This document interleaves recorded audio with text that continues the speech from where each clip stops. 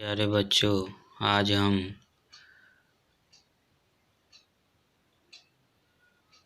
गणित का भाग 4 जो बताया गया है उसमें से उसके आगे का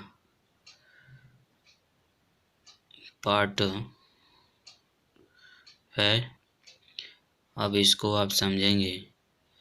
इसके पहले आपको बताया गया कि हम यूक्लिड विभाजन एलोगरिथम के माध्यम से यह जो CF कैसे फाइंड करते हैं और यूक्लिड विभाजन प्रमेय के माध्यम से उसके नियम के आधार पर हम कुछ प्रॉब्लम्स को सिद्ध करके भी बताएं। अब इसके बाद से अंकगणित के आधारभूत प्रमेय के बारे में अब जानेंगे। इसमें जैसे आपको बताया जाएगा, सबसे पहले तो अंकगणित के आधारभूत प्रमेय क्या होता है। तो सबसे पहले आप इसके बारे में जान लें कि प्राकृतिक संख्या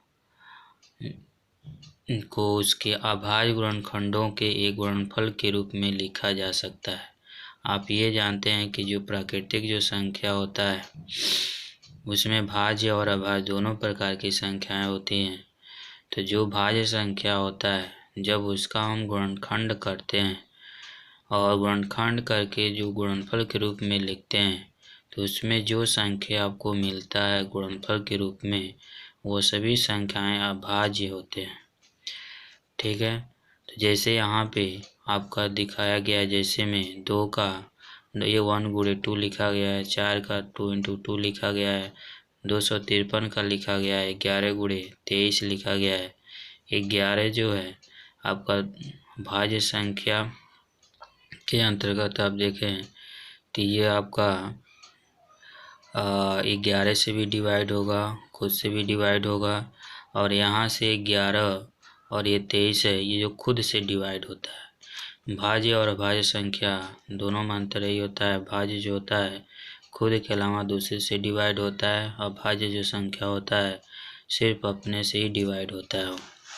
यहाँ पे एक एग्जाम्पल और बताया गया है, 32,760 का एक अभाज्य गुणनखंड किया गया है जिनका गुणनफल जो इस प्रकार आपको मिलेगा। जब इसको हम गुणनखंड करेंगे तो इस गुणनखंड में जो गुणनफल के रूप में जो संख्या मिलेगा वह सभी संख्याएं अभाज्य होंगी। ठीक है। जैसे यहाँ पे 2 से इसको डिवाइड किया गया है, ये भी 2 से डिवाइड किया गया है, ये भी 2 से डिवाइड किया गया है, 3 से डिवाइड किया गया है, 3 से डिवाइड किया गया है, यानी 2 से इसको डिवाइड करेंगे तो इतना आएगा, पुनः 2 से इसको डिवाइड करेंगे तो इतना आएगा, 2 से पुनः इसको डिवाइड करेंगे तो इतना आएगा। अब ये 2 से नहीं डिवाइड होगा, अब 3 से डिवाइड करेंगे तो इतना आ जाएगा, पुनः ये 3 से डिवाइड करेंगे तो इतना आ जाएगा। अब ये 3 से डिवाइड नहीं होगा तो 7 से डिवाइड हो रहा है, तो 7 से डिवाइड करेंगे तो इतना आएगा। अब 7 से डिवाइड करेंगे तो 91 में तो 13 बार में कट जाएगा। अब इसको हम किसी संख्या से डिवाइड नहीं कर सकते हैं, खुद से ही डिवाइड होगा, इसलिए ये आपका क्या हो जाएगा, अभाज्य संख्या हो जाएगा। अब यहाँ से अब 32,760 का हमने अभाज्य गुणनखंड किया, तो उस अभाज्य गुणनखंड में जो उसका गुणनफल के रूप में आपको मिला है 2 × 2 × 2 × 3 × 3 × 7 × 7 × 13 मिला है। तब यहाँ से हम इसको लिख सकते हैं इस प्रकार, हमने 32,760 को अभाज्य संख्याओं के गुणनखंड के रूप में गुणनखंडित कर लिया, जो 2 × 2 × 2 3 × 3 × 7 × 7 × 13 या इसके घातांक के रूप में लिख लिया, 2 का घात 3 × 2 3 का घात 2 × 7 का घात 2 × 13। ठीक है। तो यहाँ पे अंकगणित के आधारभूत प्रमेय में हम कोई भी प्राकृतिक संख्या है उन प्राकृतिक संख्याओं का हम अभाज्य गुणनखंड करेंगे तो उसमें जो भी गुणनफल आएगा आपका वो सभी अभाज्य संख्याएं होंगी। अब इसमें आप देखेंगे इसके आगे का जो स्टेप है, इससे हमने ये अनुमान प्राप्त होता है। ठीक है। यहाँ पे ये जो बताया गया है इससे आपको एक अनुमान आपको प्राप्त होगा। ठीक है, वो किस प्रकार का अनुमान आपको प्राप्त होता है उसको इसको बताया जा रहा है। यहाँ पे देखिए, इससे हमें यह अनुमान प्राप्त होता है कि प्रत्येक भाज्य संख्या को, जो भी प्राकृतिक संख्या है, उस प्राकृतिक संख्या में जो भी भाज्य संख्या है को अभाज्य संख्याओं के घातों के गुणनफल के रूप में लिखा जा सकता है, जैसे आपको यहाँ पे लिख के यहाँ पे बताया गया। ठीक है, अब यहाँ से आपको क्या करना है, वास्तव में यह कथन सत्य है तथा पूर्णांकों के अध्ययन में यह मूल रूप से एक अति महत्वपूर्ण स्थान रखता है। इसी कारण यह कथन क्या अंकगणित के आधारभूत प्रमेय कहलाता है। तो यह आपका अंकगणित का आधारभूत प्रमेय है। इसके माध्यम से हम किसी भी दो धनात्मक पूर्णांकों का हम HCF और LCM ज्ञात करेंगे। HCF इसके पहले आपको यूक्लिड विभाजन एलोगरिथम के माध्यम से बताया जा रहा था। अब इसके बाद जो आपका HCF होगा और LCM जो होगा, जो HCF होता है वो हाईएस्ट कॉमन फैक्टर बोलते हैं और LCM जो होता है लोएस्ट कॉमन फैक्टर बोला जाता है। अब उनका हम HCF और LCM जब दो धनात्मक पूर्णांक दिए गए हैं तब उनका हम अभाज्य गुणनखंड विधि के द्वारा हम ज्ञात करेंगे। अब चलिए हम अभाज्य गुणनखंड विधि के द्वारा HCF और LCM ज्ञात करते हैं। उसके लिए जैसे यहाँ पे दिया गया है कि नहीं, दो अगर धनात्मक पूर्णांक अगर A और B है तो उनके लिए HCF और LCM के बीच में कुछ कंडीशन होते हैं। अब जैसे मान लेते हैं कोई दो धनात्मक पूर्णांक A और B है और इनका अगर HCF अगर हम निकालते हैं और LCM निकालते हैं, HCF और LCM ये निकालते हैं तो इन दोनों का जो मल्टीप्लिकेशन होता है और इन दोनों का जो मल्टीप्लिकेशन जो होता है वो आपस में क्या होते हैं, बराबर होते हैं। जैसे यहाँ पे 6 और 20 है तो अगर इन 6 और 20 का हम HCF और LCM निकालते हैं तो सबसे पहले इसका भाज्य गुणनखंड करेंगे 2 गुणे 3 और यहाँ पे 2 गुणे 2 गुणे 5 हो जाएगा और यहाँ पे इसका घातांक के रूप में लिखेंगे तो 2 का घात 1 होगा और 3 का घात 1 होगा। इसको लिखेंगे 2 का घात 2 और यहाँ 5 का घात 1 लिखेंगे। तो यहाँ से आपका HCF जो हो जाएगा आपका किसका, 6 और 20 का। तो यहाँ पे HCF निकालते हैं, जो उभयनिष्ठ अभाज्य जो संख्या होता है उसमें देखते हैं सबसे कम घातांक का अभाज्य संख्या कौन है। तो इसमें सबसे कम घातांक का अभाज्य संख्या आपका 2 का पावर 1 है तो 2 का पावर 1 लिखेंगे, इसका वैल्यू क्या हो जाएगा, 2 हो जाएगा। LCM जो लिखते हैं 6 और 20 का LCM, तो इसमें जो उभयनिष्ठ जो अभाज्य संख्या होगा उसका सबसे मैक्सिमम जो घातांक होता है उसको लिखते हैं और उसके बाद शेष जो भी अभाज्य जो संख्याएं हैं उनको भी लिख लेते हैं और इसको मल्टीप्लाई कर लेते हैं तो ये 60 हो जाता है। 2 दूना 4 3 12 12 5 60 हो जाता है।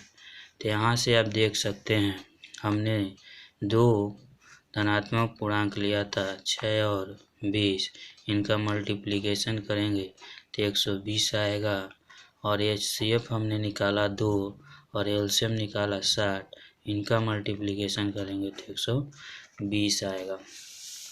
तो यहाँ से कह सकते हैं कि किन्हीं दो धनात्मक पूर्णांकों A और B के लिए HCF AB into LCM AB बराबर A इंटू B होता है। ठीक है, यहाँ से इन दोनों धनात्मक पूर्णांकों का जो मल्टीप्लिकेशन होगा एलसीएम और एचसीएफ के मल्टीप्लिकेशन के बराबर होगा। अब यहाँ से आप एक चीज़ और फाइंड कर सकते हैं कि एचसीएफ अगर निकालना हो तो ए इंटू बी अपन एलसीएम ए बी लिख सकते हैं। अगर प्रश्न में दो धनात्मक पूर्णांक दिए गए हैं और एलसीएम अगर दिया गया है तो हम यहाँ से एचसीएफ निकाल सकते हैं। अगर एलसीएम आपको ज्ञात करना हो अगर और एचसीएफ आपका दिया गया हो और ए और बी की वैल्यू यानी दो धनात्मक पूर्णांक दिए गए हों तब यहाँ से इन दोनों का मल्टीप्लिकेशन करके एचसीएफ से डिवाइड कर देंगे तो एलसीएम आपको ज्ञात हो जाएगा। चलिए एक एग्जाम्पल यहाँ देखते हैं। संख्या 6 और 20 के अभाज्य गुणनखंड विधि से एचसीएफ और एलसीएम ज्ञात कीजिए। तो यहाँ पे 6 का अभाज्य गुणनखंड किया गया 2 गुणे 3, 20 का 2 गुणे 2 गुणे 5 यानी 2 का पावर 2 इंटू 5। अब इसके पहले आपको ये बताया गया तो यहाँ से इसका एचसीएफ 2 हो जाएगा और एलसीएम क्या हो जाएगा 60 हो जाएगा। यहाँ पे लिखा भी गया है कि एचसीएफ और एलसीएम की कंडीशन लिखे गए हैं कि उभयनिष्ठ जो अभाज्य गुणनखंड की सबसे छोटी घात का गुणनफल लेते हैं और अभाज्य गुणनखंड में सबसे बड़ी घात का गुणनफल लेते हैं और शेष इसके साथ जो भी होगा अभाज्य जो संख्या होगा उसको भी हम मल्टीप्लिकेशन हम कर लेते हैं। ठीक है। अब इसके बाद से एक एग्जाम्पल आपका यहाँ है कि अभाज्य गुणनखंड विधि द्वारा 96 और 404 का एचसीएफ ज्ञात करना है और फिर उसका एलसीएम ज्ञात करना है। ठीक है। तो इसको आप देखेंगे कैसे सॉल्व करते हैं। यहाँ पे 96 और 404 के अभाज्य गुणनखंड के लिए 96 का हमने अभाज्य गुणनखंड किए हैं तो यहाँ पे 2 गुणे 2 गुणे 2 गुणे 2 गुणे 2 गुणे 3 आया है यानी 2 का घात 5 गुणे 3 यानी इसको घातांक के रूप में लिखे हैं और 404 का किए हैं तो 2 गुणे 2 गुणे 101 यानी 2 का पावर 2 गुणे 101 आया हुआ है। यहाँ पे देखिए 96 का हमने अभाज्य गुणनखंड किया है 2 से डिवाइड किया है 48 बार में कटा है, 2 से किए हैं तो 24 बार में कटा है, पुनः 2 से किए हैं तो 12 बार में कट गया, 2 से किए हैं तो 6 बार में, 2 से किए हैं तो 3 बार में। अब 3 किसी से डिवाइड नहीं होगा इसलिए 96 का अभाज्य गुणनखंड उसके गुणनफल के रूप में यहाँ पे लिखा गया है। 404 का किया गया 2 से डिवाइड किया गया 202 बार में, 2 से डिवाइड किया गया 101 बार में। अब 101 दूसरे से डिवाइड होगा नहीं तो इसलिए इसका जो गुणनफल के रूप में यहाँ पे दिखाया गया है। अब यहाँ से आपको इन दोनों पूर्णांकों का एचसीएफ अगर देखेंगे तो इनको घातांक के रूप में यहाँ पे देख रहे हो सबसे लोवेस्ट घातांक यह है 2 का पावर 2 है तो इसलिए इसका एचसीएफ हो जाएगा 2 का पावर 2 बराबर 4 हो जाएगा। अब हमको एलसीएम ज्ञात करना है तो एलसीएम ज्ञात करने के लिए अभी आपको यहाँ पे एक फार्मूला बताया गया कि एलसीएम ए और बी है, ए और बी धनात्मक पूर्णांक है तो ए गुणे बी और बटे एचसीएफ ए बी। ठीक है ना। तो यहाँ से आप क्या करेंगे एलसीएम निकालेंगे 96 और 404 का तो 96 गुणे 404 बटे 4 ये एचसीएफ है, नीचे फार्मूला लिखा गया है। ठीक है ना। तो 96 गुणे 404 बटे 4, 4 से 404 आपका 101 बार में कट जाएगा और 96 का इसमें गुणा कर देंगे तो 96 हो जाएगा, आंसर हो जाएगा। तो इस तरीके से आप एलसीएम और एचसीएफ ज्ञात कर सकते हैं। ठीक है। तो आई होप आप लोगों को समझ में आ गया होगा और इसका पीडीएफ फाइल इसके डिस्क्रिप्शन में आपको मिल जाएगा। ठीक है। Okay, take care.